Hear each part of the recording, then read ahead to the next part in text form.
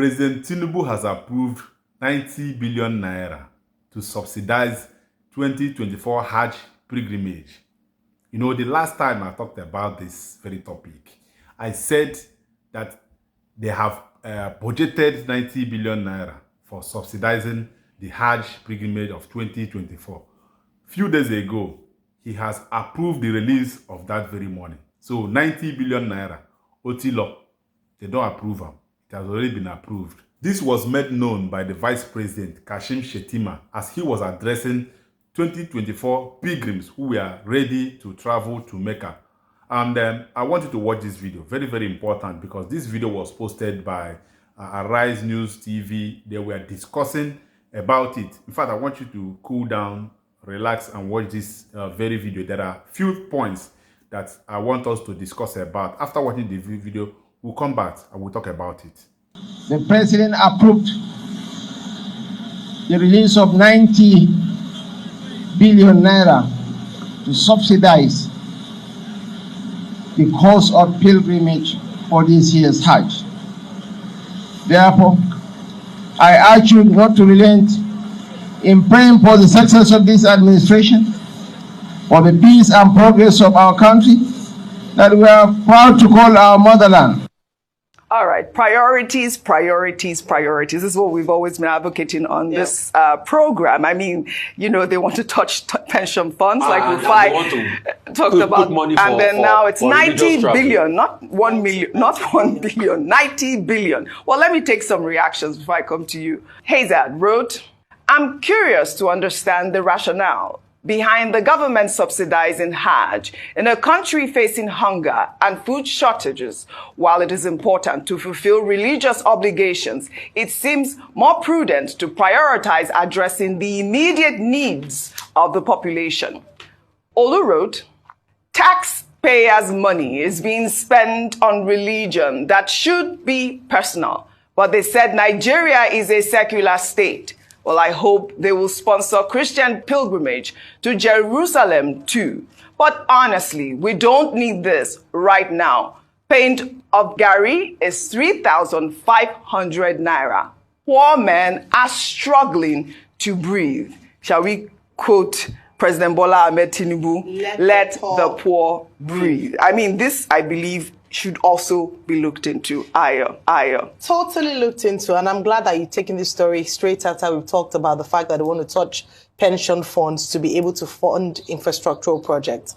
Now, there are two things. The first thing is that, yes, great idea that the government wants to invest in infrastructure. The other part of it is where the source of funding would come from. And so rather than attract the much needed investment in infrastructure, this government has taking what would be said to be the easy way out in terms of finding revenue. Of course, it's not free money like Alhaji Atiku Abubakar had mentioned. It's money that would have to be paid back, and it's money that belongs to the people. And there's also a concern, and this I think is the biggest, as to how the funds would even be managed if they succeed in touching the 20 trillion naira. Because if we would take the money and then we'll be subsidizing 90 billion naira for Hajj, or be spending money, I know they say it's infrastructure, but at the end of the day, they'll say, oh, something came up, we had to spend money on that. And that's what we talk about, that when we borrow money, what the money is actually used for. We don't seem to look like a serious nation. If at this point, we are still paying 90 billion naira, this year's school feeding program is budgeted to be 100 billion naira, 10 billion naira shy of this money for Hajj. Do you know how many children can be fed in school? And then the effect on that, or the impact on that, in terms of having more children in school, especially in the north, which has the largest number of out-of-school children in the world. Do you know how much money that would go into? Absolutely. I'm not saying that people shouldn't go to Hajj. Go to Hajj. But let it come from your personal pocket. Or let private, there are generous private individuals or organizations who might want to take this up as CSR. We need to be honest with ourselves as a nation. Yes. We keep saying, oh, don't touch religious things. Religion is very personal. Your faith in God is personal, in terms of the fact that you choose to follow God in this manner. And if you're going to do anything, then They are good, willing, well-meaning Nigerians who want to do it, and let them go ahead and do it. We need to be honest with ourselves. The second part of this is that someone said in the Twitter handle that if you did this for Muslims, they should do it for so it means Christians. that we're looking at 180 billion naira for religious obligations. Does that traditionalists? Yeah, and traditional. So what it means, it breaks them because it's taxpayers' money. This is it. So as you were saying, Rufai, about pensions, that this is my money. This 90 billion. I hope Nigerians know that this is me. This is our money. Yeah, this is our commonwealth. Yeah. And a few people are going to enjoy 90 billion naira of that to fulfill their personal religious obligations. It doesn't make sense, and it doesn't show that we're serious about. Well, we are glad, hopefully, that this government is a listening government. I hope that they are listening at this point. So you have watched the video and you have understood all the vice president said there. He was telling the pilgrims to pray for the success of this very administration. What it simply means is that they are subsidizing this very travel for them to go and pray for this very administration. So that 90 billion naira was mapped out for these very pilgrims to go to Mecca and pray for this very administration. And what do they mean by the success of this very administration? The success of this very administration means when this administration is able to provide uninterrupted electricity, when this administration is able to fight corruption, when this administration is able to fight insecurity, when this administration is able to equip our hospitals and make our hospitals functional, even our schools, make it functional and create jobs. That is what we will see. That's when we will see that this administration has been successful. Now let's talk about it. What it simply means is that the administration is mapping out 90 billion naira for the pilgrims to go to Mecca and pray for job opportunity. They should go to Mecca and pray for security. They should go to Mecca and pray for uninterrupted electricity.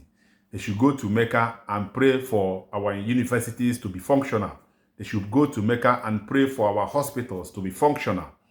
Okay, so they are mapping out this 90 billion that they are signing, or they are bringing this 90 billion naira for these pilgrims to go and pray for all this. The Aba geometric power plant cost about $18 million, according to Engineer Bath Nnaji, who was in charge of that very project. He said that it cost $18 million, and $18 million converted to Naira is about 10 billion Naira. So let us do the simple mathematics. 10 billion Naira divided by 90 billion. That should be about 9 projects. So it simply means that if the federal government had invested this 90 billion Naira in providing or replicating the Aba geometric power plant in other states, it simply means that they can replicate it in 9 states without just that 90 billion Naira that they have given to this pilgrim to just go and pray. They should have used this money to replicate the same thing, the same project that is currently giving Aba people 24 hours uninterrupted electricity. 90 billion naira. It can be replicated in 9 states. So having considered all this and having looked into all the points that I have raised here, is it right for us to say that this very administration doesn't know what it is doing? Is it right for us to say that this administration is confused? Is it right for us to say that this very administration is prioritizing frivolities, things that are not very important? I want you to tell us what you think in the comment section. Okay, let us know what you think in the comment section, and don't forget to share this video. Let it go viral. I want you to follow us on this page, News Hunters, because this is where we will always bring you news, videos, and stories to entertain you, educate, and also inform you. Thank you for watching.